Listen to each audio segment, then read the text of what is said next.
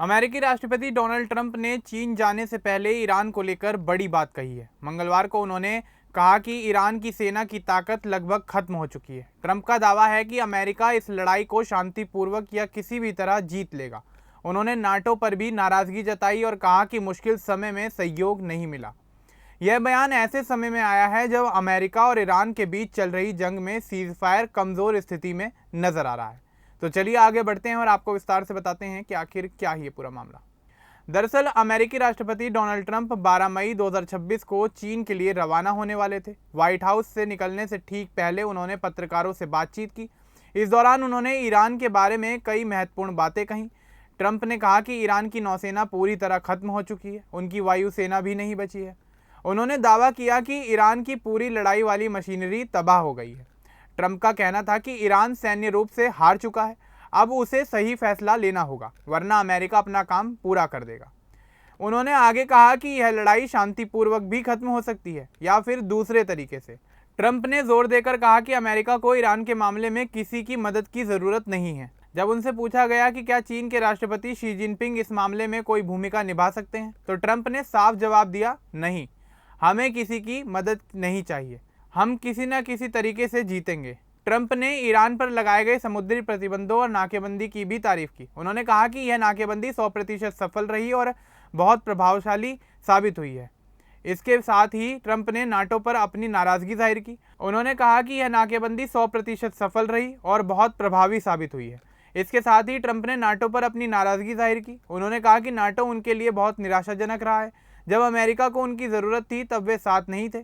Trump का कहना था कि अमेरिका को नाटो की ज़रूरत नहीं है, लेकिन अगर होती भी तो वे वहां नहीं थे। नाटो के महासचिव मार्क रूटे ने अलग बयान दिया। उन्होंने कहा कि मौजूदा समय में ईरान से जुड़ा संकट वैश्विक सुरक्षा के केंद्र में है। फिर भी उन्होंने नाटो के भविष्य पर और उसकी मजबूती को लेकर आशा जताई। यह पूरा मामला 2026 की शुरुआत से चला आ रहा है। फरवरी के अंत में अमेरिका और इजराइल ने ईरान पर संयुक्त हमले शुरू किए थे। इसका नाम ऑपरेशन एपिक फ्यूरी रखा गया था। इन हमलों में ईरान की कई सैन्य सुविधाएं, मिसाइल साइटें, नौसैनिक ठिकाने और वायुसेना के ठिकाने नष्ट हो गए थे। ईरान ने जवाब में स्ट्रेट ऑफ हॉर्मुज बंद कर दिया, जिससे दुनिया भर में तेल की सप्लाई प्रभावित हुई। मार्च महीने में ट्रंप कई बार ये कह चुके थे कि ईरान की नौसेना और वायुसेना लगभग खत्म हो गई है। अप्रैल में सीजफायर की कोशिशें हुई, लेकिन वह पूरी तरह से सफल नहीं हो पाई। हाल ही में ईरान ने शांति प्रस्ताव भेजा, जिसे ट्रंप ने पूरी तरह अस्वीकार्य बताया। उन्होंने इसे कचरा कहा और सीजफायर को जीवन रक्षक पर बताया। 12 मई को चीन जाने से पहले ट्रंप ने फिर दोहराया कि ईरान बहुत कमज़ोर हो चुका है। उन्होंने कहा कि अमेरिका ईरान को परमाणु हथियार नहीं बनाने देगा। ट्रंप का जोर इस बात पर था कि बातचीत से या फिर ज़रूरी कदम उठाकर यह मुद्दा सुलझा लिया जाएगा। चीन की यात्रा बहुत महत्वपूर्ण है। ट्रंप शी जिनपिंग से मिलकर व्यापार, तेल सप्लाई और वैश्विक स्थिरता पर चर्चा करेंगे। हालांकि ट्रंप ने कहा कि ईरान का मुद्दा उनकी चर्चा का मुख्य विषय नहीं होगा, क्योंकि अमेरिका स्थिति पर नियंत्रण रखता है। यह जंग शुरू होने के बाद दुनिया भर में चिंता बनी हुई है। तेल की कीमतें बढ़ी हैं, जिससे कई देश प्रभावित हुए हैं। नाटो के कई सदस्य देशों ने अमेरिका को सीधे सैन्य सहयोग नहीं दिया, जिससे ट्रंप काफ़ी ज़्यादा नाराज़ हैं। मार्क रूटे ने कोशिश की कि नाटो की एकजुटता बनी रहे। उन्होंने कहा कि कई यूरोपीय देशों ने लॉजिस्टिक मदद दी है, लेकिन शुरुआत में कुछ देरी हुई क्योंकि वे इस जंग के लिए तैयार नहीं थे। ट्रंप का यह बयान ऐसे समय में आया जब सीजफायर की स्थिति कमज़ोर है, ईरान नए प्रस्ताव पर अड़ा हुआ है और अमेरिका अपनी शर्तों पर कायम है। दोनों तरफ से बयानबाजी जारी है। स्थानीय स्तर पर ईरान में भी हालात तनावपूर्ण बताए जा रहे हैं। कई लोग प्रभावित हुए हैं। अमेरिका का कहना है कि उसके हमले सटीक थे और केवल सैन्य ठिकानों पर किए गए। ट्रंप ने अपनी चीन यात्रा को लेकर भी आशा जताई। उन्होंने कहा कि अच्छी बातें होंगी, दोनों देशों के बीच व्यापार और अन्य मुद्दों पर चर्चा होगी। यह घटना दिखाती है कि अमेरिका ईरान के साथ अपनी लड़ाई में अकेले आगे बढ़ने को तैयार है।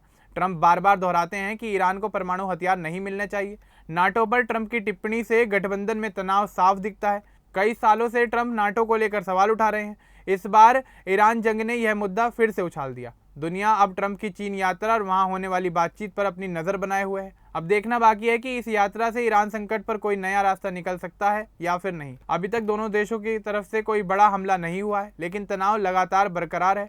ट्रंप का बयान साफ संदेश देता है कि अमेरिका पीछे हटने वाला नहीं है। यह पूरा मामला अंतर्राष्ट्रीय राजनीति को प्रभावित कर रहा है। तेल बाजार, सुरक्षा और गठबंधनों पर इसका असर पड़ रहा है।